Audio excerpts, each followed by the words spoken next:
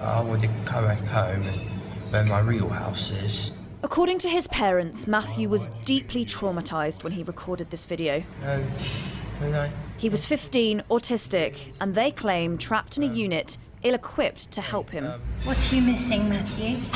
Missing you, missing Maureen, and my school. Matthew was sectioned after a violent outburst at home and sent to a psychiatric intensive care unit, or PICU. His mum says it was the start of a painful journey.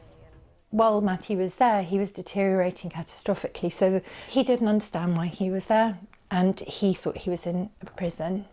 Was he very distressed? Yes. Yeah, very depressed, actually. He just found it more and more difficult to get out of bed.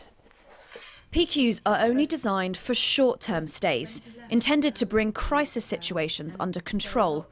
The maximum recommended length of stay is 6 weeks. Matthew stayed for 7 months. Matthew hardly accessed any education at all. Leaving him somewhere where I felt that he was not understood, where his needs weren't being met, and where I felt he was actually in danger, was the most horrific experience for any parent. And it was like my whole body was screaming when I left that place. Matthew's case is not unusual. Last year, 53% of children admitted to NHS-funded PICUs stayed longer than the 6-week maximum recommended stay. 29% of children were stuck for 3 months or longer, 10% for 6 months or longer, and 11 children were on PICUs for over a year. This is where the young people can spend some time outside. Ferndean Hospital runs one of the only PICUs in the country with an outstanding rating from the regulator. The unit is very secure, airlocked and behind 2 doors.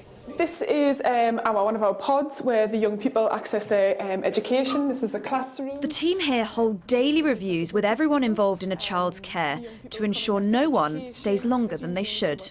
We get young people in who are very much at the crisis situation. What we don't want is them to to stay in a unit for any length of time, and as soon as we see progress, we take a lot of positive risks to move them on very quickly, to be able to build resilience for these young people. And I think staying in a PICU environment, you become very much protected of that environment. There aren't many PICUs in the UK, but they really matter.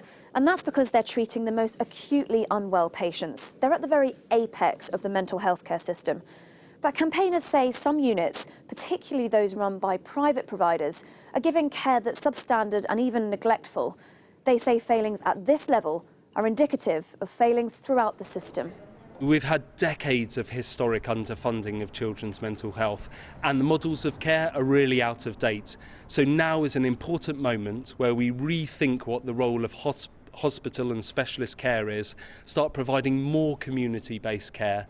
It's a criticism the Health Secretary acknowledges. There is a programme underway. I've put my full weight behind that programme to try to make it go as fast as possible. There's no defensiveness in saying that the job has been done by any stretch. I'm determined to act to make sure that we can solve these problems, because some of these, we are talking about and dealing with some of the most vulnerable people in our society. I used to be in a bad place. Matthew's now out of hospital and his mum says he's blossoming. Now it's better. But she's angry about the time he lost, and she wants to know how any child can be left for so long on a ward so inappropriate. Helen Ann Smith, Sky News.